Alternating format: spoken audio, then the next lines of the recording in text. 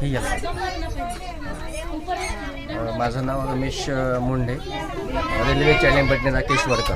हा उपक्रम जिल्हा महिला बालविकास विभाग, महाराष्ट्र शासन, जिल्हा महिला बालविकास अमरावती, जिल्हा बाल संरक्षण कक्ष अमरावती यांच्या अंतर्गत रेल्वे चॅलेंज बटनेरा प्लॅटफॉर्म क्रमांक 1 वर 24 तास कार्यान्वित करण्यात आलेली आहे।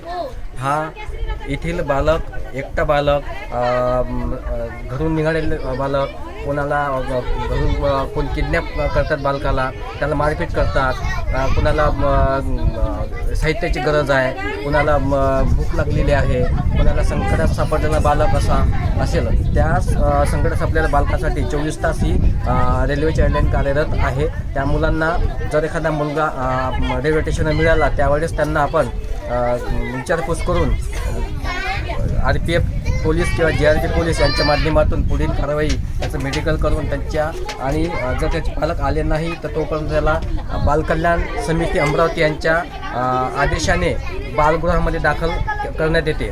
अमरावती जिल्ह्यामध्ये इथे 2-3 बालगृह स्थापित झालेले आहे। एक मुलींचं SI लेआउटमध्ये मुलींचं निरीक्षण बालगृह आहे आणि एक देशपांडेवाडी अमरावती येथे 6 ते 12 वय मुलांसाठी एक बालगृह आहे आणि 6 ते 18 वर्ष पर्यंत रुक्मिणीनगर येथे बालगृह आहे। त्या मुलांना जे इथे मुलगा आम्हाला मिळाला त्यावेळेस आपण त्याला बालगृहामध्ये दाखल करतो। हा रेल्वे चॅलेंजचा मुख्य कार्य आहे। त्याच्याच त्या रेल्वे स्टेशनवरील पालक जे येतात किंवा प्रवासी येतात त्या प्रवासी लोकांना आपण चाइल्ड हेल्पलाईन 10 नंबर यांची माहिती देऊन त्यांना पत्रक देऊन जनजागृती करण्यात येते। त्यांना प्रत्यक्ष आउटरीच केलं जाते। जनजागृतीचं माध्यम म्हणून आपण त्यांना प्रत्यक्षात पत्रक 10 नंबरचे पत्रक देतो आणि चाइल्ड हेल्पलाईनची माहिती सांगतो।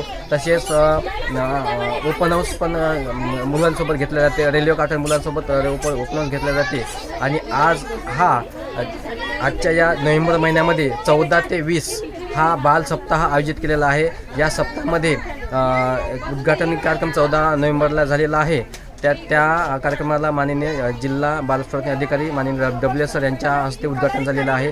आणि हा कार्यक्रमाचा 3रा दिवस आज बालकांची रेल्वे काठर मुलांसोबत चित्रकला स्पर्धा आयोजित केलेली आहे।